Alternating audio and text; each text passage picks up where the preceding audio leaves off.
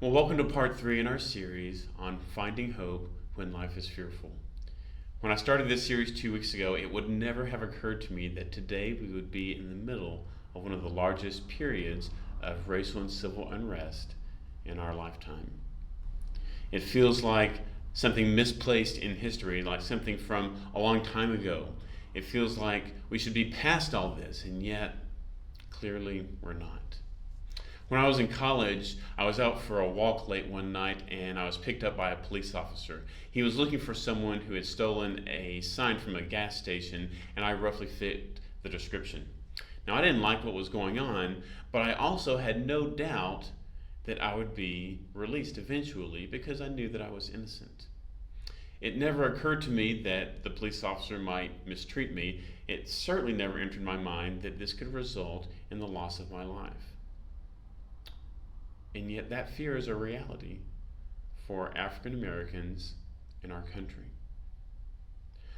I've never been afraid when I've gone out jogging through a neighborhood, even in a neighborhood that was not my own, of someone wondering why I was there because of the color of my skin, for being stopped or threatened because I was there because of the color of my skin.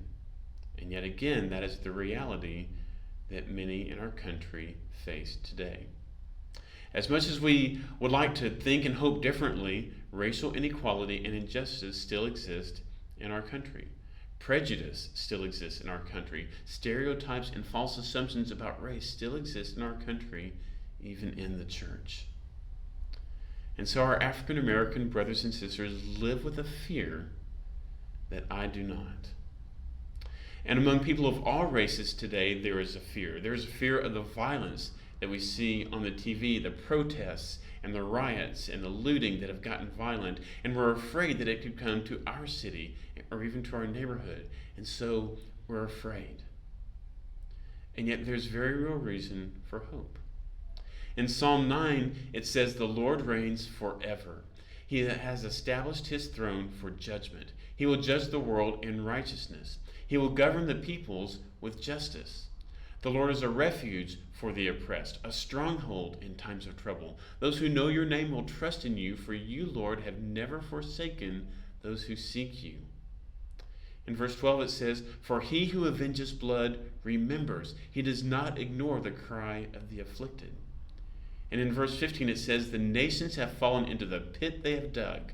Their feet are caught in the net they have hidden. The Lord is known by his justice. The wicked are ensnared by the work of their hands.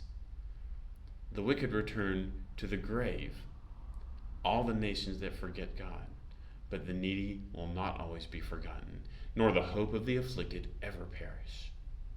And there are two things that stand out from that passage. One is that God does not forget us. He does not forget those who are oppressed, those who are afraid, those who do not see justice right now. God remembers. It says he's a refuge to the oppressed. He does not ignore the cry of the afflicted. The needy will not always be forgotten. The hope of the afflicted will never perish, because God knows. He remembers, he sees, and he's a God of justice. Which leads us to the second thing that we can learn from this passage, and that God's justice will prevail. Martin Luther King once said that the arc of the moral universe is long, but it bends towards justice. And he was right, because God is a God of justice. And so, friends, even though we have a long ways to go in racial equality and justice in our society, we can also be thankful that we have made real progress, that we're not where we once were. Slavery is a thing of the distant past. It's something that none of us remember in this country. Yesterday, I had the opportunity to take part in a peaceful demonstration where we walked the path of Jesse Washington.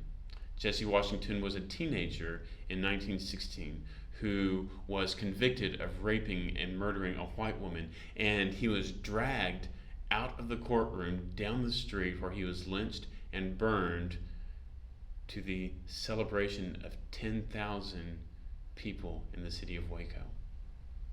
Today, such a thing would be unthinkable. It wasn't that long ago that in our country we had separate bathrooms and water fountains for African Americans and separate places for them to sit in restaurants and on buses, if they were even allowed in the establishments at all. Today, that's a thing of the past. Today, it's not uncommon for there to be African American doctors and scientists and lawyers and business owners and university professors. And we've even had an African American be President of the United States.